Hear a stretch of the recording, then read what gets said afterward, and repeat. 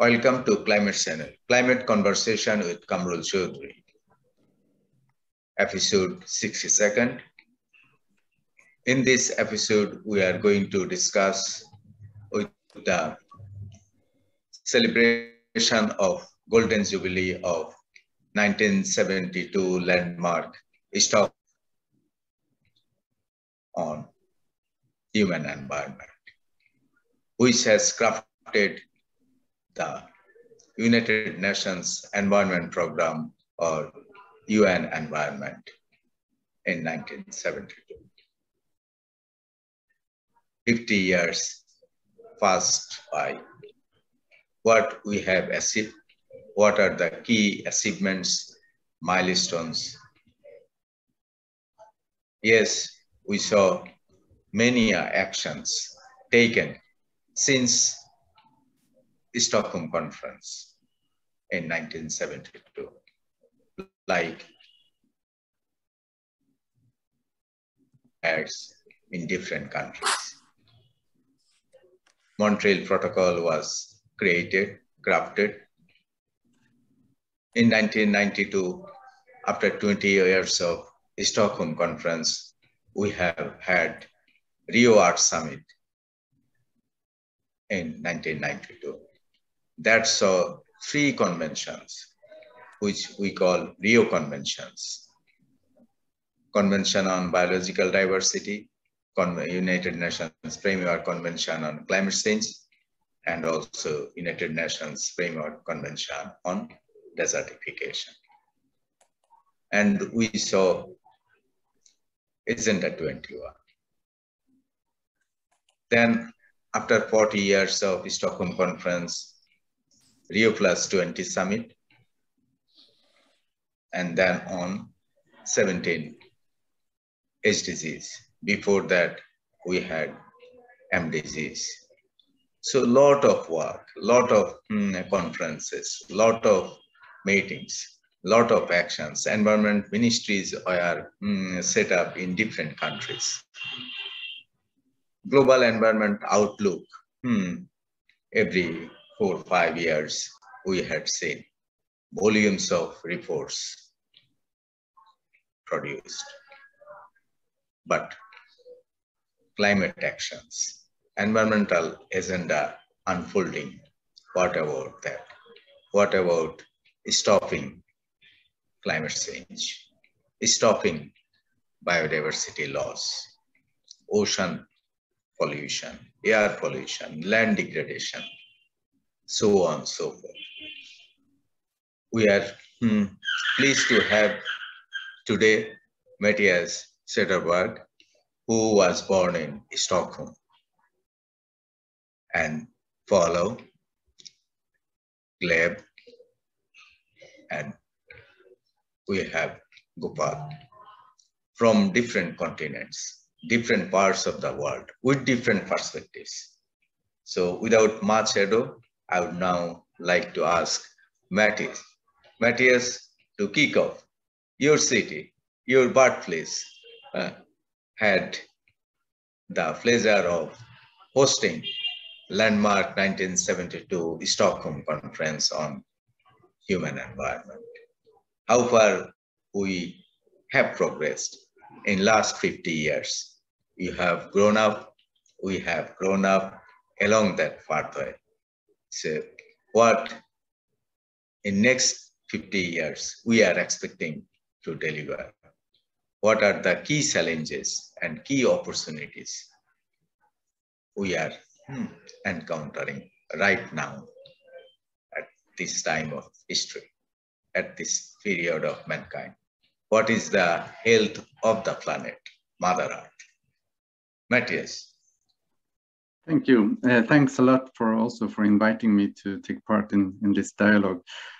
I have mixed feelings, I must say. On one hand, I'm really proud and happy that we had the conference in 1972, and I think it was really a landmark for the world, where countries came together and acknowledged the need to take action. And I have always had a big respect for the international dialogue between parties, because that's the only way we can as I see it, we can solve global challenges. We need to cooperate and we need to talk. So that's the positive part. But at the same time, I'm worried and I'm sad, because when I read the 1972 document, I see a lot of understanding and an acknowledgement of the need to take action. But since then, a lot of the things have actually not happened. And we are standing now in the midst of a climate crisis and a biodiversity crisis. And the need for action is more urgent than ever. So 50 years, yes, I'm happy for the cooperation during these years, but I'm also sad about the lack of action and the results which are still missing. Okay, thank you, Matt, for setting that one. Gleb, what is your reflection? I agree with Mattias, because yes, it's been 50 years, and over the last half of century, I think we could have done more. For example, if we speak about some examples, right? Over the last, I was thinking about different cities like New York, which is one of the biggest cities in the world, and as it is a coastal city, it is affected by climate changes, weather changes, hurricanes, floods, etc. The next city is Tokyo, the other side of the world, and Dubai, and of course Moscow, the city I'm living in. For example, if we speak about Moscow, in this case, over the last 50 years, many things have changed in the field of planning, development, and economy of the city. The fact is that 2/3, just imagine, 2/3 of the global GDP is done in the coastal cities.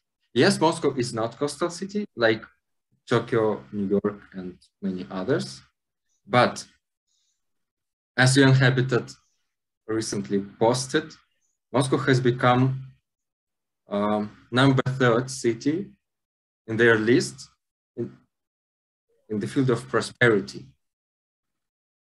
Singapore was number 1 and Toronto was number 2. But nevertheless, planning system hasn't really changed over the last 50 years. Transport has changed to the field of electric vehicles, but still people plan city in the style of the Soviet Union. I do not think that it is appropriate in order to tackle the climate change. We need more, and in this case, I agree with Mattias. Personally, I like Stockholm and I like many European cities, and I think that compact planning of cities will help to decrease the number of private cars that we have in cities and which contribute CO2 emissions. Because here, Russia is a big country. It's a country of long distances, and it is the main challenge for us because we need private cars to overcome distances. The more cars we have, the more CO2 we have, the more problems with climate we have. Everything is simple. In this case, I think more human-oriented environment will help to contribute it. I can speak hours about planning and about environment. Yes, so I would like to also nominate the next speaker and then to continue the discussion. Yes. Okay, thank you. I would now ask Paulo. Paulo, what is your take? How do you see the progress, the achievements, the milestones, the key challenges, and how can we have a better planet? Well, I do agree with Gleb and Mattias as well. I never been, let's say, I never live in European countries. I did visit some European countries a couple of years ago before COVID. I live in South Africa at the moment. I was born in Mozambique, and I've been living in South Africa now for 9 years. I'm civil engineer by profession, and I have a specialization in water. And at the moment, I'm trying to develop more water business in Mozambique under the company that I've been working for, which is Chowdhury.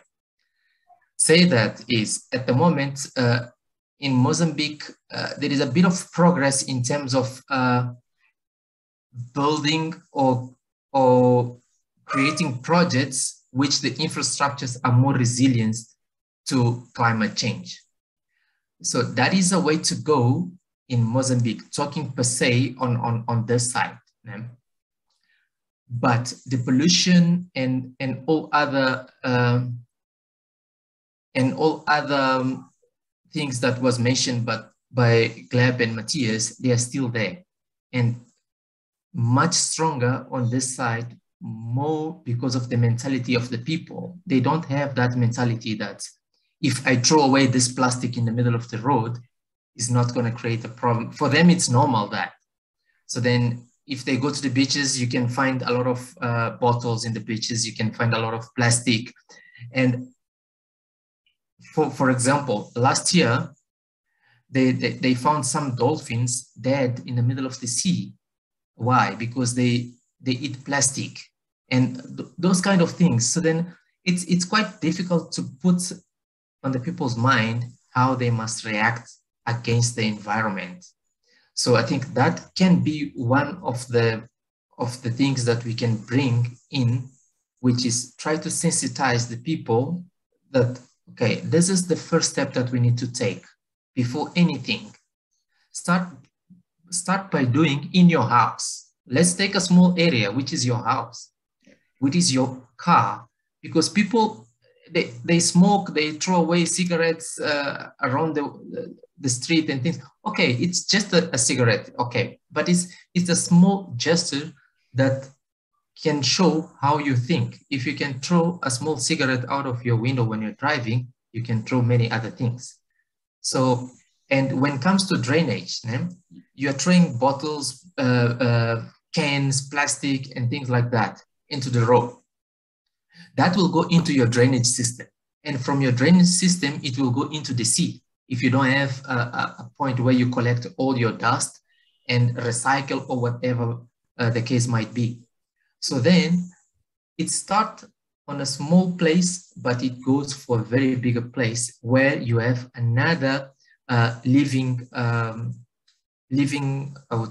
animals per se, which it will cause problems to them and to the environment and so forth. So I think, first of all, culture is more important in general. Yeah. Okay. So yeah, those are my 2 cents of words. Thank you very much. Yeah. Thank you. Yeah. Thank you, Paulo, for sharing your take from Mozambique to South Africa, African continent, and also your time at Europe. So you have seen a lot of things, and your practical examples are quite important, and those should be. And more importantly, culture, behavior is very important, is of paramount importance. Without changing our culture or having it, say, nature-based solutions or living with the nature, it is very difficult to say stop environmental degradation, environmental say injustices. So I would now like to ask Gopal, what is your perspective? Hi. Hello everyone. Sorry, I think if I turn on the camera, my voice will be and it is okay. Can you hear me? Yeah, we hear you. Okay. Thank you. So I don't want to talk about last 50 years. I just want to talk about last 25 years. Because in the years I have seen the lots of changes in my society, in the world, in terms of community. But the most important is every technology increasing. We are gaining so many in from the simple mobile network. When we are masses, now we can send and video and can do with communication and all of. But in terms of, we could talk about the climate, and if we talk what we are doing to tackle this climate issues, the climate crisis, we are doing just nothing. So the last 25 years, I have seen the lots of good things in terms of technology, but this technology also has done lots of damage in terms of climate. Because when we are just thinking about a solution that is profitable for us, that is profitable for a company, or that is profitable for a person, but we are not thinking in the way which is profitable or which is the best for the environment, which is the best for the whole world.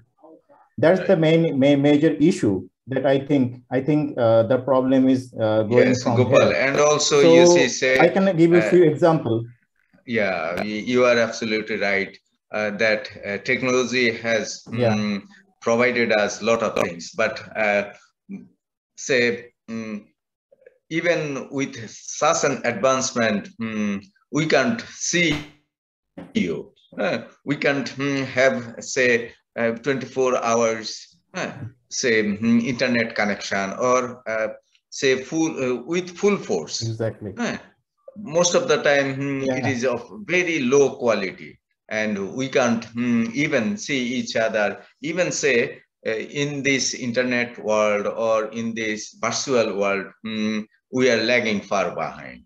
So after investing huge say quantum of money, we are not getting the services which say many other countries are having right now.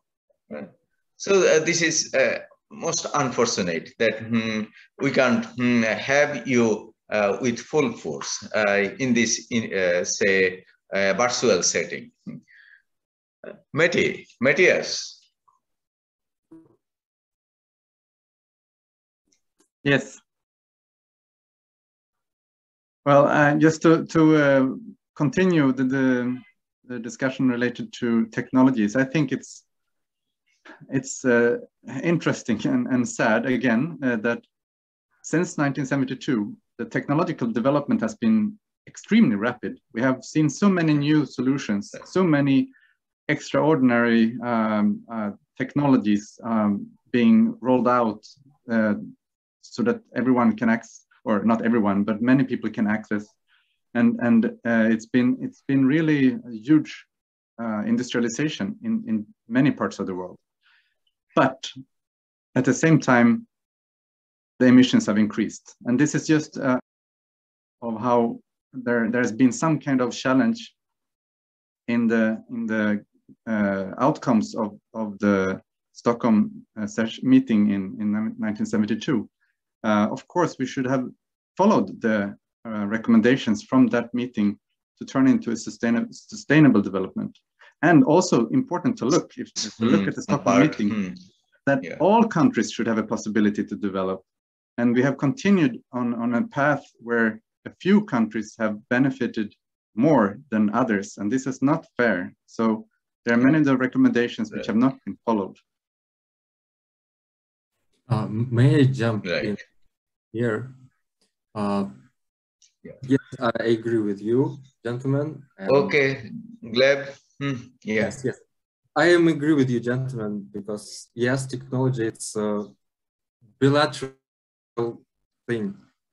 from one side, yes, it helps to decrease some negative effects, but on the other side, it may cause some negative effects, additional effects.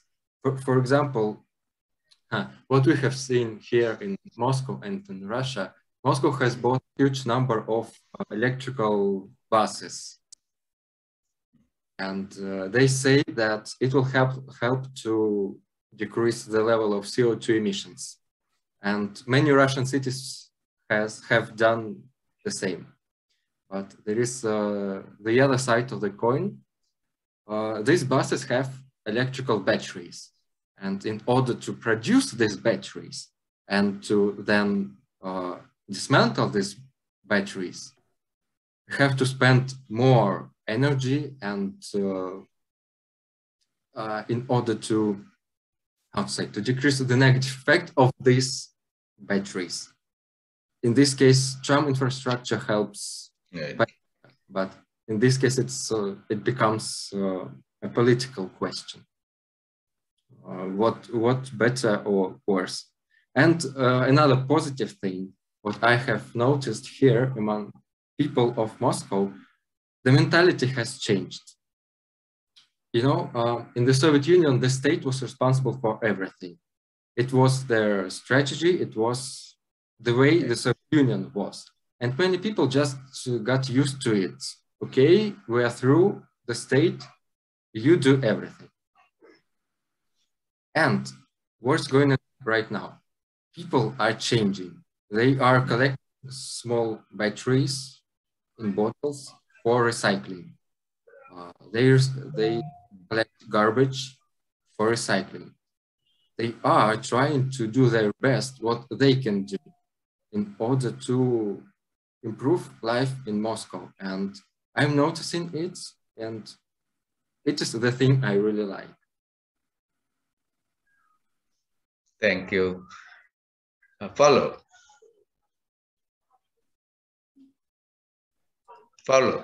Well, I don't have much to say about technology, but one thing for sure is most of the things that bring benefits, they also bring consequences.